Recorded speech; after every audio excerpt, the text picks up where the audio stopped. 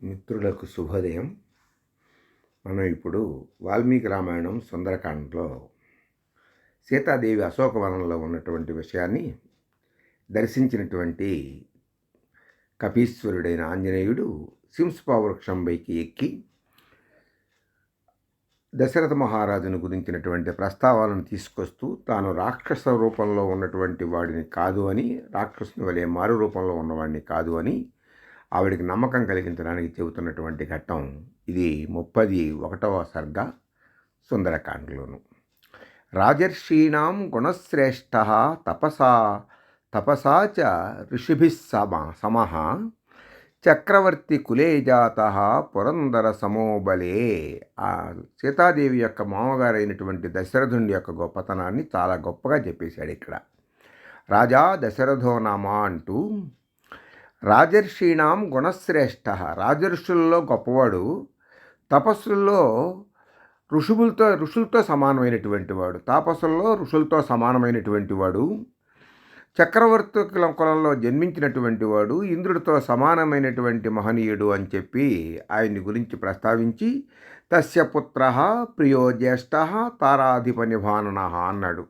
రామచంద్రుడు ఆయన యొక్క పెద్ద కుమారుడు. ఆయన తన యొక్క భార్య తమ్ముడితోటి కారణాల మూలంగా అరణ్యవాసానికి వచ్చాడు.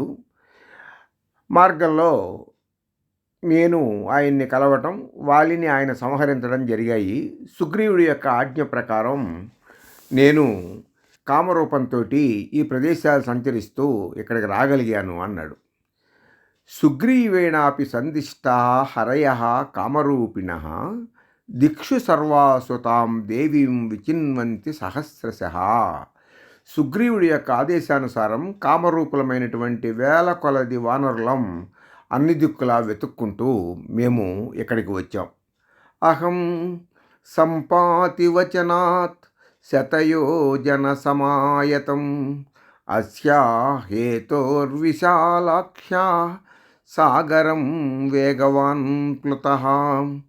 సంపాతి సూచన మేరకి నేను ఈ విశాలాక్షి అయినటువంటి సీతమ్మ తల్లి నిమిత్తమై శతయోజనమాయతం 100 యోజనముల పొడవు కలిగినటువంటి మహాసముద్రాన్ని వేగవాన్ ప్లుతః, ఈ తల్లి కోసమే నేను 100 యోజనాల పొడవైనటువంటి మహాసముద్రాన్ని లంఘించి వేగంగా ఇక్కడికి చేరుకున్నాను అన్నాడు. మొట్టమొదటి విశేషణం. యథా రూపాం యథా వర్ణాం యథా లక్ష్మీం చ నిశ్చితాం అశ్రౌషం రాఘవస్యాహం సేయమాసాదితామయా.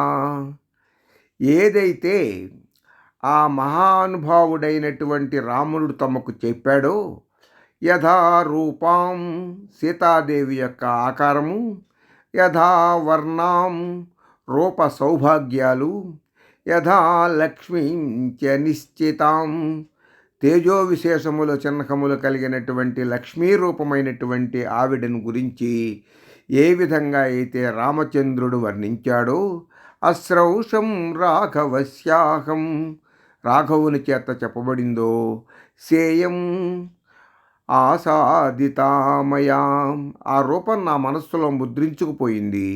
నేను విన్న రీతిగానే శుభలక్షణాలతో ఉన్న సీతాదేవిని ఇక్కడ నేను చూశాను అని తను చెప్పుకుంటూనే ఆ మాటలని సీతాదేవి వినేటట్టుగా పలికాడు ఆంజనేయుడు.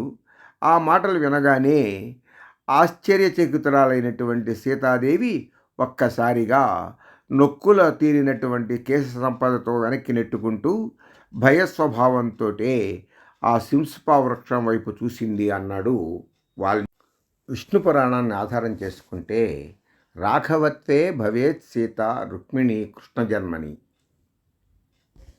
రామావతారంలో సీతాదేవిగాను, కృష్ణావతారంలో రుక్మిణిగాను జన్మించింది అంటున్నాడు లక్ష్మీదేవిని గురించి. అందుకనే యథాలక్ష్మీం చ నిశ్చితాం అనేశాడు ఇక్కడ కపీశ్వరుడు. వాల్మీకి యొక్క గొప్పతనం అది. స్వస్తి.